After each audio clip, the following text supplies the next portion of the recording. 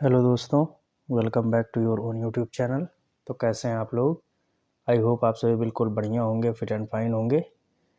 तो चलिए भाई, स्टार्ट करते हैं हम लोग अपना नया सेशन, जिसमें हम लोग जो क्वेश्चन हमने किया हुआ था उससे आगे हम लोग करेंगे। तो जैसे दोस्त देखिए, इसमें जो नेक्स्ट क्वेश्चन कह रहा है वो ये कह रहा है कि a sentence has been split up into segments and given below in jumbled. इसका मतलब दोस्त वही है, सेम पैरा जम्बल वाली चीज़ें हैं। ठीक है दोस्त, मतलब आपको सही ऑर्डर में सेट करना है। अब देखिए, इस क्वेश्चन में एक थोड़ा सा ट्विस्ट एग्जामिनर ने डाल रखा है, और वो सिर्फ और सिर्फ आपको कंफ्यूज करने के लिए, क्योंकि भाई अगर ये टीयर 2 का क्वेश्चन बना रहे हैं तो उसमें वैसा लेवल इनको रखना पड़ेगा, उसकी इज्जत रखने के लिए, ऐसे आप समझ लो। इसमें जो फर्स्ट ऑप्शन है और इसमें 6 ऑप्शन है, ये दोनों अपनी जगह पे एज इट इज़ रहेंगे। मतलब ये पहला वाला भी और ये 6 नंबर वाला भी, ये दोनों एज इट इज़ रहेंगे। मतलब जहाँ पर हैं ये फिक्स रहेंगे, ये नहीं इधर उधर जाएंगे। ये पी, क्यू, आर और एस, इसी वजह से इनको पहले से पी क्यू आर एस बोला जाता है, क्योंकि ज़्यादातर पहले जो ऑप्शंस आते थे उनमें पी क्यू आर एस ही आता था, तब से ये फेमस हो गया वैसे। तो दोस्त, ये पहला और 6 नंबर एकदम फिक्स रहेगा। अब इसमें से आपको ये पी क्यू आर एस में से ऊपर नीचे दाएं बाएं करना है, जो भी सही होगा। ठीक है दोस्त। अब देखिए, इसमें क्या है, पहले ऑप्शन, पहला, दूसरा, तीसरा, चौथा, इन सब में एक चीज़ आप देखोगे ये कॉमन है कि सब में ऑप्शन ऐसा नहीं है कि 3 ऑप्शन ऐसे हैं जिनकी स्टार्टिंग पी से हो रही है तो आप ये तुक्का लगा लो कि 50% चांस इसी में से। इसमें आपको चारों पे दिमाग लगाना होगा। तो मतलब ये है कि हमारी लास्ट वाली लाइन फिक्स है, हमारी फर्स्ट वाली लाइन फिक्स है। तो अब हमें क्या करना है, India has been a land. अब इसमें अलग अलग ऑप्शन होने का एक फ़ायदा भी होता है कि अगर आपको एक भी ऑप्शन की पहली लाइन मिल गई तो आप समझ लो फिर बिना एग्ज़ाम में टाइम वेस्ट किए हुए ही काम कर सकते हो। और एग्ज़ाम में दोस्त सारा खेल होता है टाइम मैनेजमेंट का। आप एक चीज़ ये समझ लेना बहुत अच्छे से, अगर आपको टाइम के अंदर चीज़ें समझ आ गई तब तो ठीक है, अदरवाइज़ फिर मामला गड़बड़ है। तो देखिए, इसमें कह रहा है India has been a land, India हमेशा से रहा है एक। अब क्या एक, वो देखो, ठीक है। अब पी है एंड द लर्नड मैन। अब इसमें एंड हो गया तो ये दोस्त कुछ सटीक नहीं बैठ रहा, क्योंकि एंड चीज़ों को जोड़ता है और यहाँ पे कुछ समझ नहीं आ रहा है। इसमें जो सबसे, अब बट आर क्यों नहीं होगा, क्योंकि दोस्त जो बट होता है वो हमेशा सेंटेंस में कॉन्ट्रडिक्शन दिखाता है। ये मैं आपको ग्रामर वाली वीडियो में दिखाऊंगा, और बहुत जल्दी, बहुत टाइम नहीं लगेगा जब आपको ग्रामर वाली वीडियो मिलने लगेंगी। और जब वीडियो बनाऊंगा ग्रामर वाली तब आपको बताऊंगा भाई किस वजह से चीज़ें डिले हुई हैं, वो तभी बताऊंगा। तो दोस्त, अभी इस पे फोकस करते हैं। तो भाई इसमें कह रहा है बट, और बट की एक आदत होती है कि ये हमेशा विरोध दिखाता है। जैसे आपने कहा कि वह बहुत ईमानदार है लेकिन, अब जैसे आप लेकिन लगाते हो इसका मतलब है आगे वाली लाइन का जो पीछे वाली चीज़ें हैं वो अब कॉन्ट्रडिक्शन करेंगी, वो विरोध करेंगी। ठीक है दोस्त। तो जैसे देखो, अब इसमें जो सबसे सटीक बैठ रहा है वो बैठ रहा है क्यू। कैसे, India has been a land of learning through edges.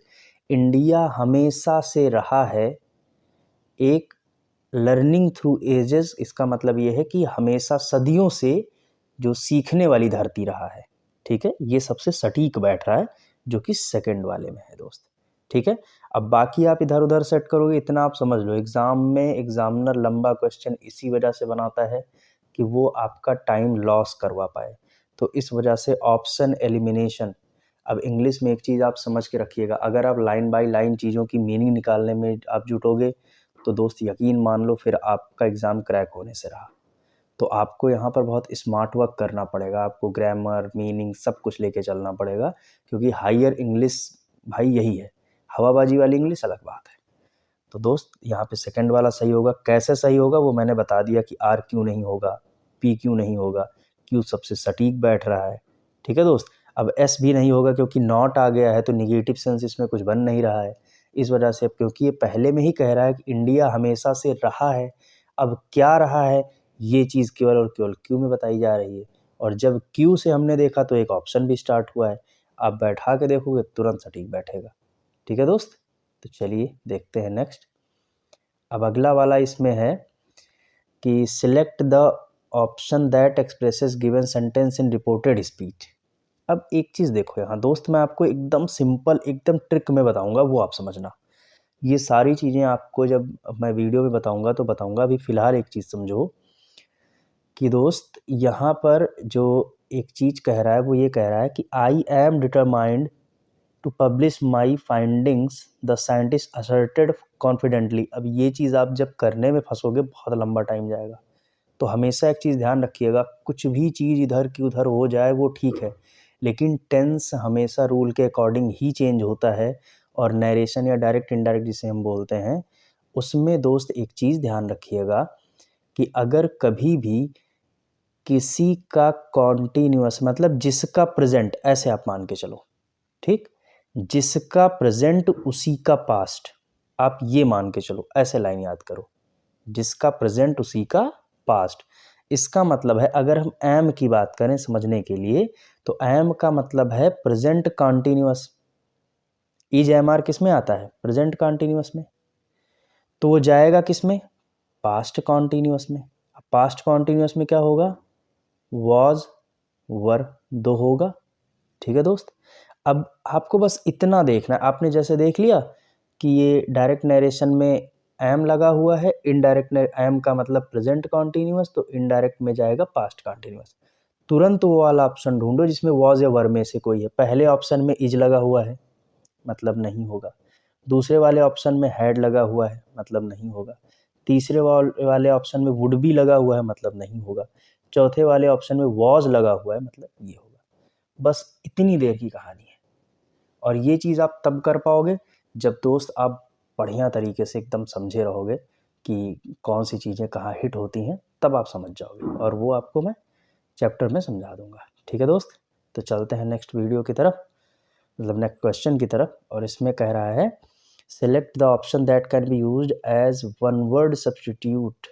अब इसमें कह रहा है who can not make a mistake. अब देखो एक चीज़ समझना है, रूट वर्ड इन होता है जिसका मतलब होता है नो।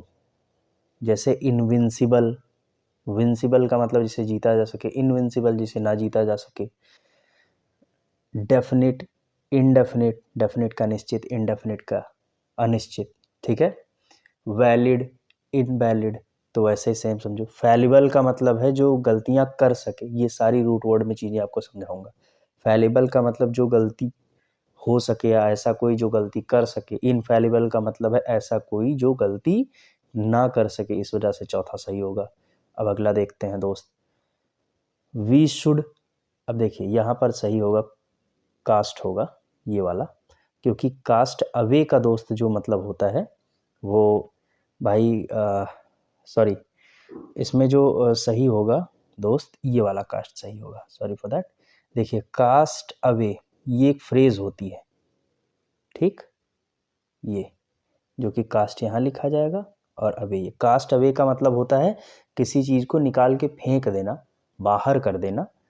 तो we should cast away all the prejudices to live in harmony, कि हमें सारी जो गलत फहमियाँ, सारी चीज़ों को मतलब निगेटिव वाइब्स को निकाल के बाहर फेंक देना चाहिए हार्मनी में रहने के लिए, मतलब खुशी से रहने के लिए। ठीक है दोस्त, अब ये चीज़ें तो ऐसी हैं जिनको हमें थोड़ा थोड़ा रटना पड़ता है।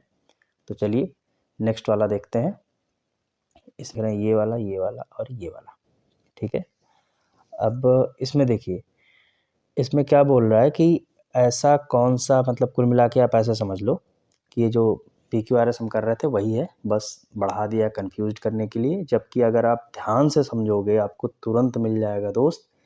जैसे अब इसमें देखिए फर्स्ट ऑप्शन ही सही है, तो फोर्थ ऑप्शन वो लग रहा है मुझसे क्वेश्चन बनाने में गायब हो गया, because I am new in this area, तो कई बार कुछ इधर उधर हो जाता है। लेकिन आपके काम की चीज़ें रखी हुई हैं दोस्त, उसमें दिक्कत नहीं है। तो देखिए इसमें पहला ऑप्शन सही है, लेकिन दूसरा और तीसरा क्यों नहीं होगा पहले आप ये समझ लो।